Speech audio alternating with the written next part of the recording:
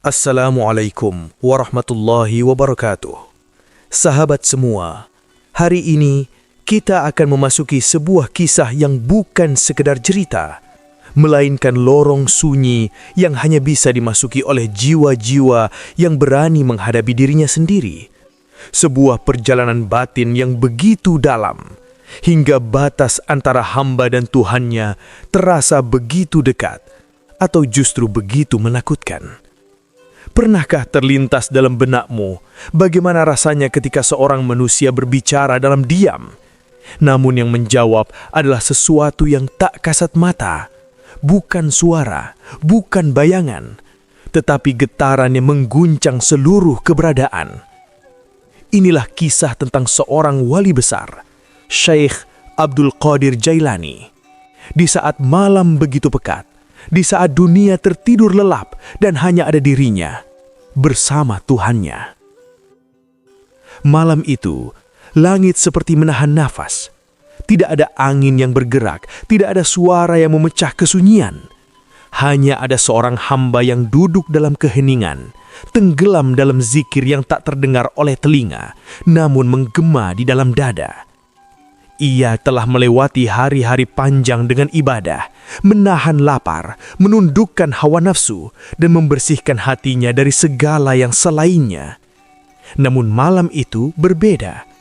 Ada sesuatu yang terasa lebih dalam, lebih tajam, seolah ada panggilan yang tidak biasa. Hatinya bergetar. Bukan karena takut kepada dunia, bukan karena cemas akan masa depan, tetapi karena ada sesuatu yang perlahan-lahan membuka tabir dalam dirinya. Sebuah kesadaran yang selama ini tersembunyi, kini mulai menampakkan wajahnya. Ia merasakan dirinya begitu kecil, begitu hina, seakan seluruh amal yang pernah ia banggakan berubah menjadi debu yang tak berarti. Dalam keheningan itu, ia tidak lagi melihat dirinya sebagai seorang yang suci, tidak pula sebagai seorang yang mulia. Ia hanya melihat dirinya sebagai hamba yang penuh kekurangan. Dan disitulah dialog itu dimulai. Bukan dengan kata-kata yang terucap, tetapi dengan getaran hati yang begitu jujur, yang tidak bisa disembunyikan, bahkan dari dirinya sendiri. Ia bertanya tanpa suara tentang dirinya, tentang ibadahnya. Apakah semua yang ia lakukan benar-benar karena Tuhan, atau hanya karena dirinya sendiri yang ingin merasa dekat? Semakin ia menyelam ke dalam batinnya, semakin ia menemukan sesuatu yang membuatnya gemetar.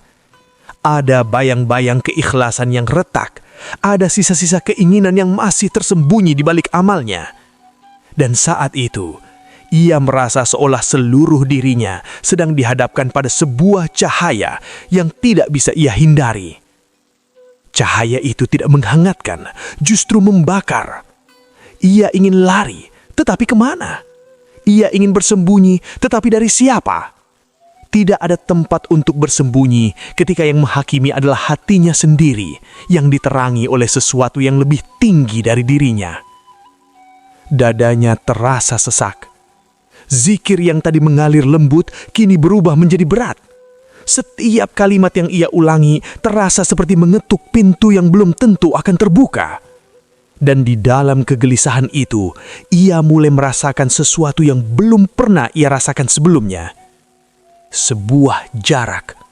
Bukan jarak fisik, bukan pula jarak waktu, tetapi jarak antara dirinya sebagai hamba dengan Tuhannya yang selama ini ia kira sudah dekat. Perasaan itu menusuk lebih dalam daripada rasa takut. Bagaimana jika selama ini ia hanya merasa dekat, namun sebenarnya jauh? Bagaimana jika semua tangisan malamnya belum cukup untuk benar-benar sampai? Pikirannya mulai dipenuhi pertanyaan yang tidak memiliki jawaban yang mudah. Ia tidak lagi merasa tenang dengan amalnya.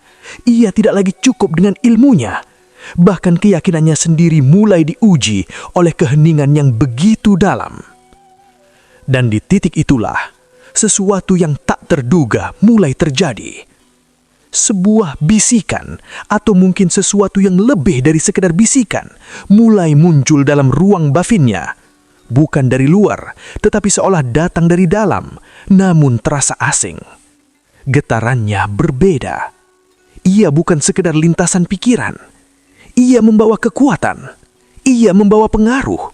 Dan perlahan, bisikan itu mulai membentuk sesuatu yang bisa mengubah seluruh perjalanan batin seorang hamba jika ia tidak berhati-hati.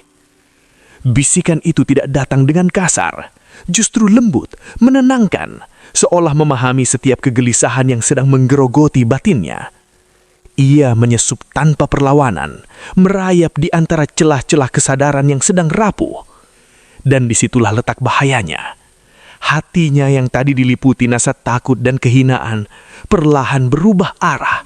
Bukan lagi dipenuhi kegelisahan, tetapi mulai merasakan sesuatu yang aneh. Semacam kelegaan yang datang terlalu cepat, terlalu mudah, tanpa perjuangan. Seolah ada yang ingin menenangkan, namun bukan dengan kebenaran. Ia merasakan dirinya seperti ditarik ke dalam sebuah ruang yang ia tidak kenali. Di sana, segala keraguan yang tadi menghimpitnya seakan dijawab, tetapi bukan dengan cara yang biasa. Jawaban itu hadir tanpa proses, tanpa usaha, tanpa rasa lapar yang selama ini ia kenal sebagai jalan menuju kedekatan. Dan justru itu yang membuat hatinya bergetar semakin kuat. Karena sesuatu yang benar tidak pernah terasa semudah itu. Dadanya kembali sesak. Namun kali ini bukan karena rasa jauh, melainkan karena ia mulai menyadari bahwa apa yang sedang ia hadapi bukan sekedar pergulatan batin biasa. Ada sesuatu yang mencoba masuk, sesuatu yang berusaha membentuk sesuatu, seolah-olah ialah kebenaran itu sendiri. Bisikan itu kembali datang. Lebih jelas, lebih tegas, mengalir seperti keyakinan, bukan sekedar dugaan. Ia mulai merasa seolah dirinya dipanggil, diangkat, dipilih, bukan sebagai hamba biasa. Ada rasa yang begitu halus namun berbahaya, yang mencoba membungkus dirinya dengan kemuliaan yang memang tidak pernah ia minta. Dan untuk sesaat, hatinya hampir percaya. Di titik itu, seluruh perjalanan panjangnya seperti dipertaruhkan dalam 1 detik yang sangat sunyi. Ia coba bertahan, mengingat kembali setiap pelajaran yang pernah ia dapatkan, setiap nasihat para guru yang mengajarkan tentang jebakan-jebakan dalam perjalanan menuju Tuhan. Namun kekanan yang ia rasakan kali ini jauh lebih kuat daripada godaan biasa. Ini bukan tentang dunia. Ini bukan tentang harta, tahta, atau pujian manusia. Ini tentang sesuatu yang jauh lebih halus, sesuatu yang bisa menyamar sebagai cahaya, namun sebenarnya adalah kegelapan yang paling dalam. Tangannya bergetar. Zikirnya mulai terputus. Hatinya seperti terbelah antara 2 arah yang sama-sama merasa meyakinkan. Satu jalan penuh kehinaan, penuh keraguan, penuh rasa tidak layak, namun terasa jujur. Sementara yang lain tampak terang, memberikan rasa damai yang instan, tetapi menyisakan sesuatu yang tidak bisa ia jelaskan. Dan di titik itulah, ujian itu mencapai puncaknya. Ia mulai mempertanyakan dirinya sendiri. Apakah selama ini ia benar-benar mengenal Tuhannya, atau hanya mengenal bayangan yang ia ciptakan dalam pikirannya? Apakah suara yang ia rasakan ini adalah petunjuk, atau justru jebakan yang dibungkus dengan keindahan? Keringat dingin mengalir di pelipisnya. Malam yang tadinya sunyi, kini terasa menekan, seolah setiap sudutnya menyaksikan pergulatan yang sedang terjadi dalam dirinya. Waktu seperti berhenti. Tidak ada lagi masa lalu, tidak ada masa depan, hanya ada satu momen yang menentukan segalanya. Bisikan itu kembali, kali ini dengan kekuatan yang hampir tak tertahankan. Ia tidak hanya terasa, tetapi seolah mengambil alih ruang batinnya. Dan untuk pertama kalinya, ia merasakan sesuatu yang belum pernah ia rasakan sebelumnya. Bukan takut kepada Tuhan, tetapi takut kehilangan dirinya sendiri. Kesadarannya mulai goyah. Ia tidak lagi yakin pada apa yang ia rasakan, tidak lagi percaya sepenuhnya pada apa yang ia pikirkan. Bahkan hatinya sendiri terasa seperti medan yang tidak aman, tempat di mana kebenaran dan kebohongan bercampur tanpa batas yang jelas. Dan di ambang kehancuran itulah, ia harus memilih, bukan dengan logika, bukan dengan perasaan, tetapi dengan sesuatu yang lebih dalam dari keduanya, sesuatu yang selama ini menjadi inti dari seluruh perjalanannya. Namun pilihan itu tidak datang tanpa harga, karena saat ia mencoba menolak apa yang terasa indah itu, tekanan yang ia rasakan justru berlipat ganda. Bisikan itu berubah, tidak lagi lembut, tidak lagi menenangkan. Kini ia mulai menunjukkan wajah aslinya, perlahan namun pasti. Dan pada saat itulah, ia menyadari bahwa satu langkah yang salah bukan hanya akan menjauhkannya, tetapi bisa menghancurkan seluruh jalan yang telah ia tempuh selama ini. Kesadaran itu menghantamnya seperti gelombang besar yang tak memberi ruang untuk bernafas. Ia tidak lagi memiliki kemewahan untuk ragu. Tidak ada waktu untuk menimbang dengan perlahan. Segala sesuatu menuntut keputusan. Sekarang, bisikan itu kembali menyeruak, kali ini dengan wajah yang semakin nyata. Ia tidak lagi sekadar menyentuh, tetapi menekan, seolah ingin memaksanya menerima sesuatu yang terasa agung, namun menyimpan kehampaan yang dalam. Ada janji di dalamnya, ada keagungan, ada kedekatan yang ditawarkan tanpa jarak. Namun justru disitulah hatinya menjerit, karena ia mengenal Tuhannya bukan dari janji yang memanjakan, tetapi dari perjalanan yang melelahkan.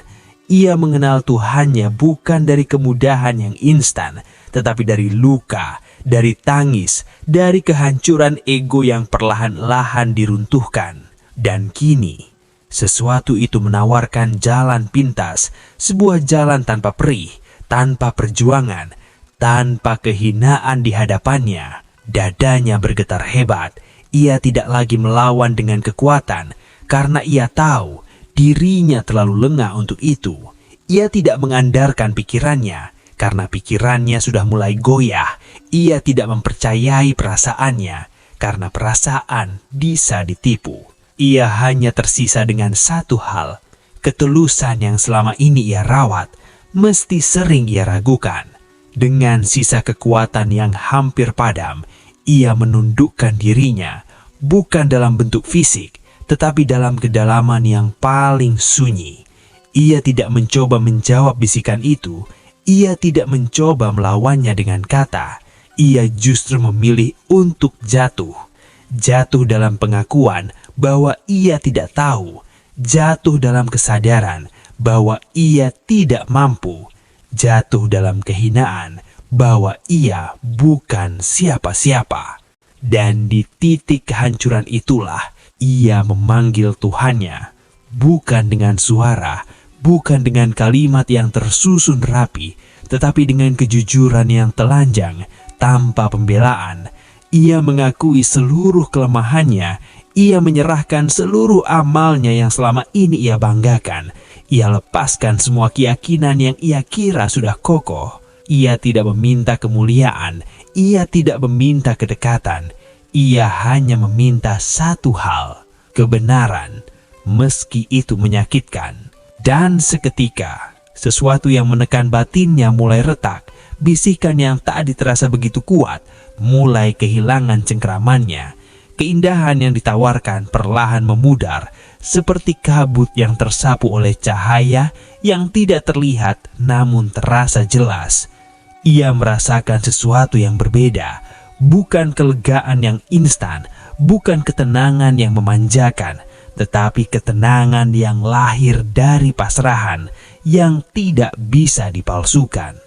Tekanan itu runtuh, bukan karena ia mengalahkan, tetapi karena ia menyerah kepada Yang Maha Benar. Dalam keheningan yang kembali utuh, ia merasakan dirinya kembali menjadi hamba. Tidak lebih tinggi, tidak lebih suci, hanya seorang yang membutuhkan.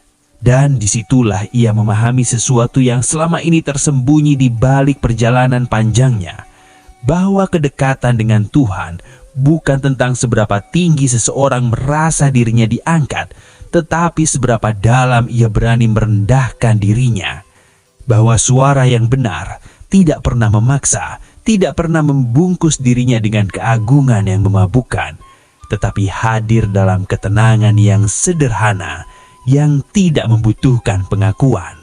Malam itu menjadi saksi bahwa ujian terbesar bukan ketika seseorang jauh dari Tuhannya, tetapi justru ketika ia merasa begitu dekat hingga hampir tertipu oleh dirinya sendiri. Dan ia pun tersadar bahwa perjalanan menuju Tuhan tidak pernah benar-benar aman.